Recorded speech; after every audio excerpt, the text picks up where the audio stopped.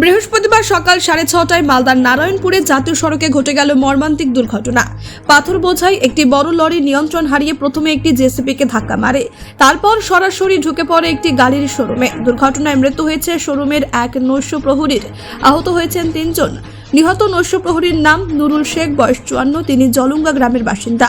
আহতদের মধ্যে রয়েছেন জেসিপি চালক ও খালাসি, যারা সম্পর্কে কাকা ভাতিজা। এছাড়া আহত হয়েছেন ঘাতক লরির চালক, যার বাড়ি মুর্শিদাবাদের ফারাক্কায়। দুর্ঘটনার খবর পেয়ে ঘটনাস্থলে পৌঁছায় পুলিশ ও স্থানীয়রা। ক্ষুব্ধ এলাকাবাসীরা জানান, জাতীয় সড়ক ডবল লেন হওয়ার পর থেকে লরিগুলো বেপরোয়া গতিতে চলাচল করছে, ফলে দুর্ঘটনার সংখ্যা বাড়ছে। তাদের দাবি, প্রশাসন যেন জাতীয় সড়কে গতি নিয়ন্ত্রণ ব্যবস্থা গ্রহণ করে। ব্যুরো রিপোর্ট, নির্ভীক বার্তা।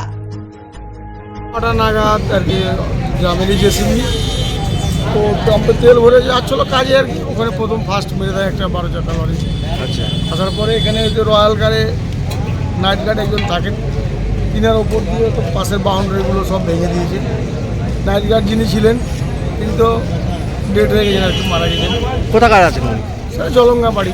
আচ্ছা, এখন বাকি জেসিবি ড্রাইভার খালাসির অবস্থাও খুব একটা ভালো জায়গায় নেই, সেই সিরিয়াস অবস্থায়। কোথায় আছে? হাসপাতালে ভর্তি? হসপিটাল, মালদা মেডিকেল কলেজে। তো এই লরিতে কি আছে? লরিতে পাথর লোডে। পুলিশ এসছে ঘটনাস্থলে? হ্যাঁ, এলাকাবাসী হিসাবে এখন যে সময় ঘটনাটা ঘটে সে সময় তো লোকজনের সংখ্যা খুব কম ছিল, এবং কী অবস্থায় ছিল, তবে লরির যে স্পিড ছিল, তবে স্পিডগুলো খুব গতিবিধি অনেক বেশি ছিল। কবে এসছে গাড়িটা?